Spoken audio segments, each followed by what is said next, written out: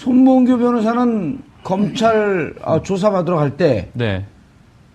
검찰 조사에 성실히 임하겠다. 라고 하는 얘기도 나중에 언론에 나온 거 보면 그렇게 메시지가 나갈 줄 몰랐다. 네. 그때도 그랬단 말이에요. 근데 그 전에 삼성동에서 무슨 얘기가 나왔었냐면 내일 검찰 조사 앞두고 입장 발표가 있겠다 이랬단 말이에요. 네. 근데 입장 발표 없이 들어가면서 29자의 간단한 네. 검찰 조사에 충실히 임하겠다. 그럼 나중에 손봉규 변호사가 뭐라 그런 거 아니에요, 그거 갖고? 뭐 그렇죠. 그때도 손발이 안 맞았던 건데. 네, 뭐 계속 손발이 안 맞고 있는 것 같고, 근데 뭐 지금 박근혜 전 대통령은 어쨌거나 유영하 변호사를 굉장히 좀 신뢰를 하고 있는 듯이 뭐 접견도 계속 유영하 변호사가 하고, 그리고 또 유영하 변호사 최근에 뭐 자기 법률사무소에 뭐 3년 미만 변호사를 채용을 한다고 그렇게 공고를 냈다고 하네요. 그래서 뭐 이게 뭐 뭐랄까 하여튼 집사 변호사라는 말이 있다고 하는데 예. 뭐 이것도 이 사실이 알려지면서 좀 단어가 떠올랐던 단어인데, 그러니까 일종의 뭐 박근혜 전 대통령이 구치소에 있지 않습니까? 예. 그러니까 이분이 면회를 할 수가 있잖아요. 뭐 9시부터 6시까지 면회를 하면은 그 방에서 나올 수가 있는 건데, 그 뭐 그렇게 이제 면회를 하면서 그 숨 쉴 수 있는 공간을 주고 뭐 잔심부름을 하기 위한 그런 변호사를 채용하는 거 아니냐. 예. 뭐 이런 보도들이 나오고 그러더라고요. 이게 지금 유영하 변호사만 면회를 하고 있잖아요. 네, 그렇죠. 손범규 변호사도 지금 면회를 안 하고 있잖아요. 안 하는지 못 하는지. 그렇죠. 예. 근데 제가 취재하고 제가 들은 정보에 따르면 지금까지는 별로 고통스럽지 않다. 그리고 잘 지내고 있다. 이렇게 얘기가 나오고 있단 말이에요. 네. 그리고 교도소에서의 정식 호칭은 대통령님이라고 하기로 했다고 하고. 네. 그리고 박근혜 전담반에서 7명 내지 8명 여자 교도관을 배치했다고 하고. 네. 이건 언론에 안 나온 겁니다. 그거 나왔어요. 나왔어요? 네. 깜짝이야. 다 나왔어요? 네, 다 나온 얘기예요. 네.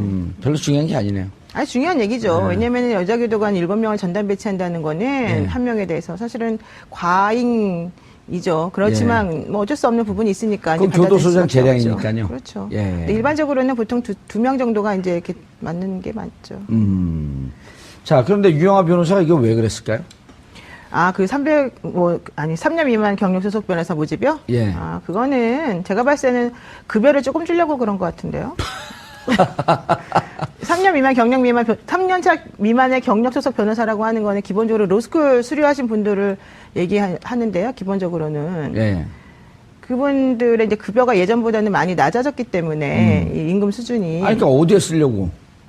뭐 여러 가지 이제 잡일을 시키시겠죠. 뭐 서면도 쓰게 하고 뭐 잡일을 시키려고.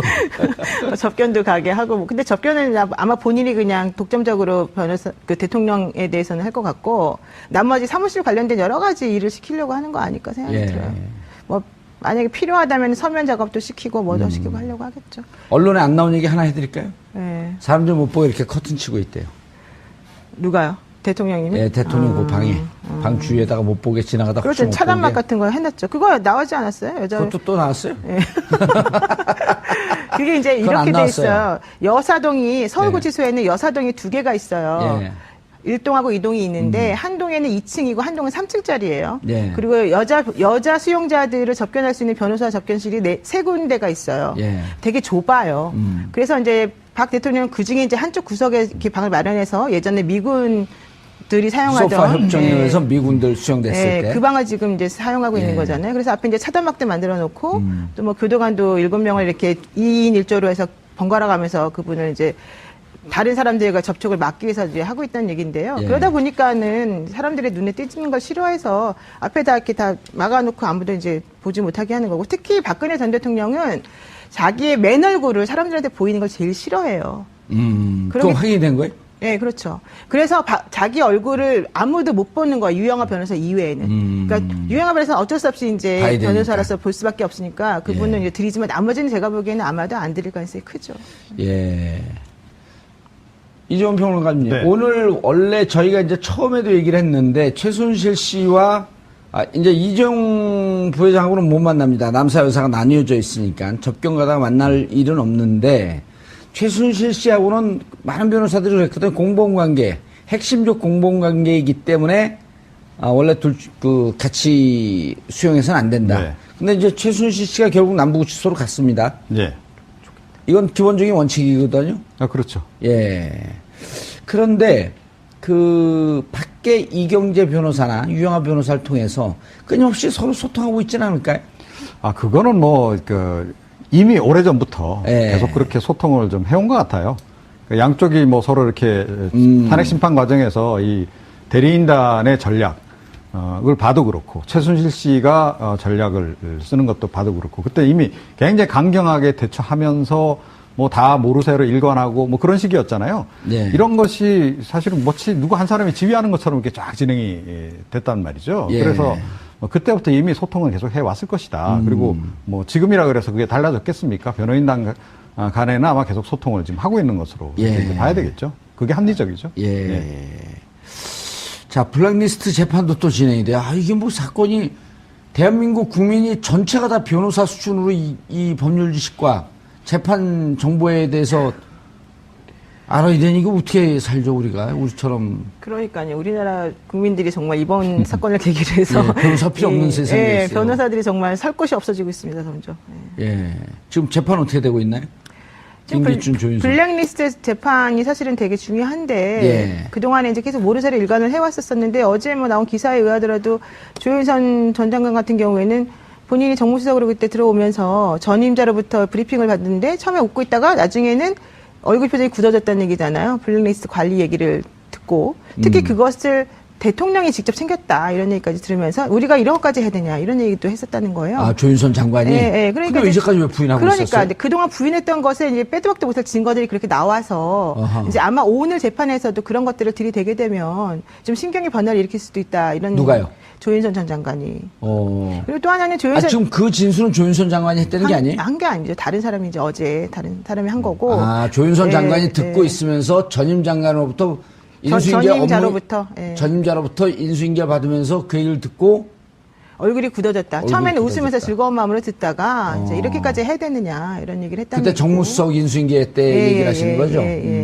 그렇게 됐고 그래서 이제 오늘 재판하게 되면 과연 이 사람이 견딜 수 있을까? 또 중요한 건 지금 조윤선 전 장관의 심리적 변화가 사실 매우 중요합니다. 예. 그분이 지금 구치소 생활을 잘 못 견뎌가지고 귤만 드시고 엄청나게 지금 말랐다는 거잖아요. 그리고 남편하고 하루 종일 그 접견실이 3개밖에 없는데 접견실을 아침부터 밤까지 계속 자기 혼자 독점적으로 사용하다시피 하고 있어요 지금. 그 변호인 접견은 그 시간 제한이 없으니까. 없죠. 그러니까 그러면서 남편하고 계속 이제 그런 소통을 하고 있는데 얼마나 답답하겠습니까? 그런 여러 가지 것들을 지금 보게 되면은 본인이 빠져나갈 방법이 점점 없다는 것을 이제 깨닫게 되는데 이런 결정적인 증거까지 법정에서 제출이 되게 되면 사실은 이제 결정을 해야죠. 본인 스스로도. 계속해서 일관되게 부인하는 식으로 갈 것이냐 아니면 정말로 뭐 김영재, 김상만 그런 병원 그 원장들처럼 그냥 죄송하다 그러고 읍소작전으로 갈 것이냐.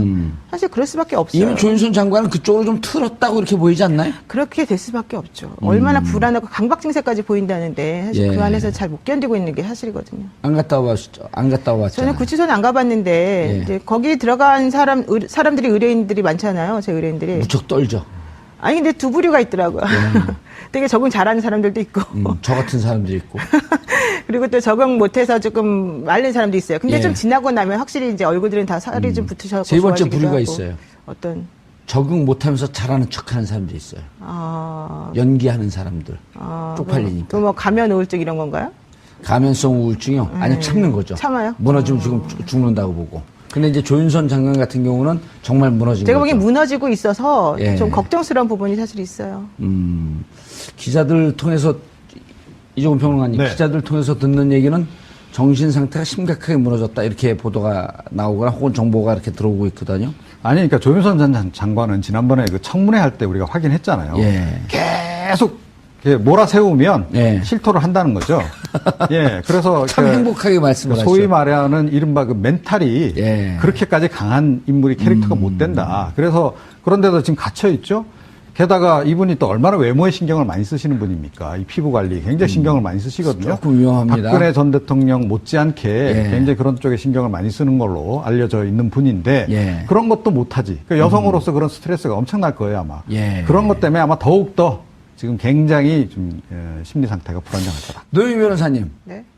마지막 결정적 질문. 하지 마세요.